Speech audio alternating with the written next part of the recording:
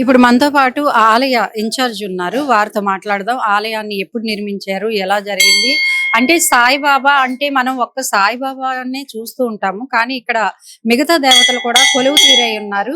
ఎందుకని ఇక్కడ పెట్టారు? మరి వారిని అడిగి తెలుసుకుందాం. సార్ నమస్తే అండి. నమస్తే అమ్మా. అంటే చాలా ఆలయాల్లో ఒక పెద్ద విగ్రహంతో పాటు సాయిబాబానే ఉంటారు.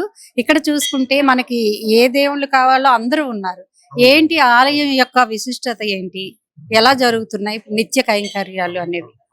అమ్మ, ఈ ఆలయము 1990లో నిర్మాణం జరగడం స్టార్ట్ అయిందమ్మా. అదే స్టార్ట్ అయిన తర్వాత దీనికి చైర్మన్గా శ్రీ పివి రామారావు గారు ఇన్ఛార్జి. ఆయన ఫౌండర్ చైర్మన్ అమ్మ రామారావు గారు. ఆయనతో పాటు కొంచెం కమిటీ మెంబర్స్ అందరూ ఉన్నారు. సో 1990లో ఆయన ఈ ఆలయాన్ని మొదలుపెట్టి తర్వాత 1991లో మన షిర్డీ సాయిబాబా గారి యొక్క విగ్రహాన్ని స్థాపించడం జరిగింది. దానికి చాలా ప్రత్యేకత ఉంది. మొదట షిర్డీ బాబానే ఈ యొక్క ఆలయంలో పెట్టాలని చెప్పి నిర్ణయించుకున్నారు. కానీ ఇది ఏమైందంటే స్వామి అలా అక్కడ రాజస్థాన్ నుంచి బయలుదేరి వచ్చి అలా షిర్డీ వెళ్ళి ఎవరికి తెలియకుండా షిర్డీలో పూజలన్నీ చేసుకొని మళ్ళీ తీసుకొచ్చి ఇక్కడ స్థాపించడం జరిగింది. అది అయిన తర్వాత కొందరు భక్తులందరూ కూడా చాలా అడిగారు. ఆయనకు స్వప్నంలో కూడా ఈ యొక్క ఆలయంలో మళ్ళీ వెంకటేశ్వర స్వామి, తర్వాత గాయత్రి అమ్మవారు, శివుడు ప్లస్ విఘ్నేశ్వరుడు, దత్తాత్రేయుడు వీళ్ళందరినీ కూడా స్థాపించాలనేటువంటి మనసులో ఒకటువంటి ఆలోచన వచ్చింది. అందువల్ల ఈ టెంపుల్లో స్పెషల్గా అన్ని విగ్రహాలను స్థాపించడము జరిగిందమ్మా. జరిగిన తర్వాత ఈ టెంపుల్ దినదినాభివృద్ధి చెందింది. రామారావు గారు దాదాపు 35 సంవత్సరాల నుంచి ఈ టెంపుల్ కోసము శ్రమపడి ఈ టెంపుల్ని ఇప్పుడు ఒక స్థితికి తీసుకొచ్చి ఇప్పుడు ఆయన కొద్దిగా ఆరోగ్య పరిస్థితుల వల్ల రావడం లేదు. లేదంటే ఆయన కూడా ఇక్కడ ఉండేవారు. ఇవాళ ఇక్కడ కార్యక్రమాలన్నీ కూడా ఆయన పెట్టినటువంటి మార్గంలోనే అన్ని జరుగుతున్నాయమ్మా. మనకు ఈ 1991లో షిర్డీ బాబా పెట్టారు. 1993లో మిగతా విగ్రహాలన్నీ ఇక్కడ స్థాపించడం జరిగిందమ్మా. అంటే మన వెంకటేశ్వర స్వామి వీళ్ళందరూ చేయింది. తర్వాత ప్రతి సంవత్సరము మనకు బ్రహ్మోత్సవాలు అని చెప్పి జూన్లో చేసుకుంటాము. ఈ విగ్రహాలు షిర్డీ బాబా యొక్క దీని జరిగిన తర్వాత ప్రతి ఇది కూడా మనకు శివరాత్రి వస్తే శివుడి యొక్క ఈ పూజలు, ఆయనకు స్పెషల్గా కళ్యాణము, హోమాలు అన్ని చేస్తారు. తర్వాత మనకు వెంకటేశ్వర స్వామికి ఆయన కళ్యాణం చేస్తాము. శ్రీరామనవమికి కూడా స్పెషల్ కళ్యాణాలు చేస్తామమ్మా. ఇక్కడ జరిగేటువంటి కార్యక్రమాల్లో భక్తుల యొక్క సహకారం చాలా ఎక్కువగా ఉంటుంది. అంటే మొత్తం టోటల్గా భక్తులందరూ పార్టిసిపేట్ చేస్తారు. ఇక్కడ అందరూ వాళ్ళ యొక్క సేవలను అన్నింటినీ ఇక్కడ వినియోగించి వాళ్ళ సహకారంతో మేము ఈ టెంపుల్ నడుపుతున్నాం. అంటే మిగతా విగ్రహాలని ఎక్కడెక్కడి నుంచి తెప్పించారు? ఇప్పుడు సాయిబాబాది రాజస్థాన్ నుంచి తెప్పించారమ్మ. ఇవన్నీ కూడా మనం ఇక్కడ ఒక దీని నుంచి అమ్మ కోయంబత్తూరు నుంచి తెప్పించారు.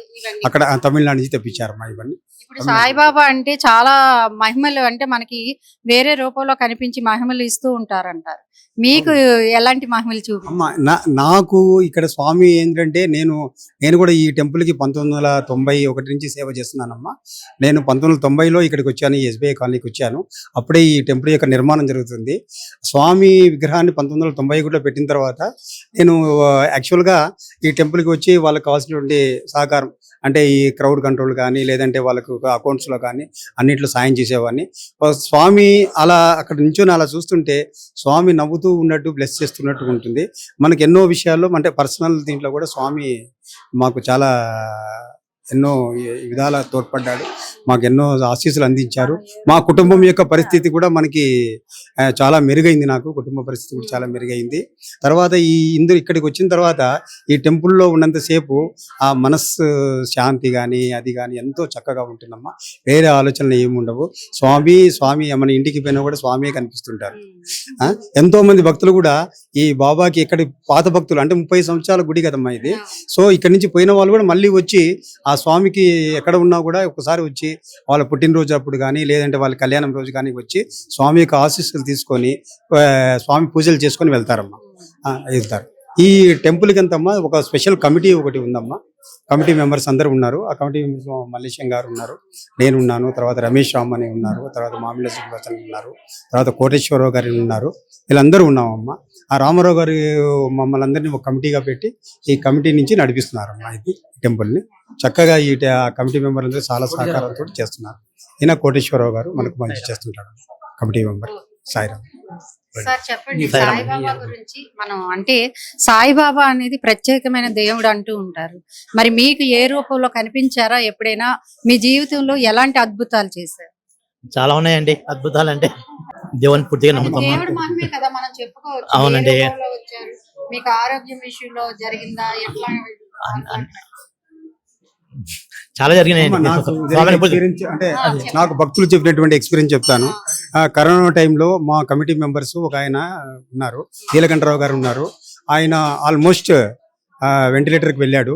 వెంటిలేటర్కి వెళ్ళిన వాడికి స్వామి అంటే ఈ స్వామి ఈ షిర్ది బాబా గారే ఆయనకి వచ్చి లే నువ్వు నడువు అని 3 సార్లు అనగానే ఆయన ఆ టైంలో అలా నడిచి కళ్ళు తెరిచి చూసేసరికి రే స్వామి బాబాయ్ని పిలుస్తున్నాను చెప్పి ఆ రోజు నుంచి ఆ క్షణం నుంచి ఆయనకు అంతా కరం పోయిందన్నమాట.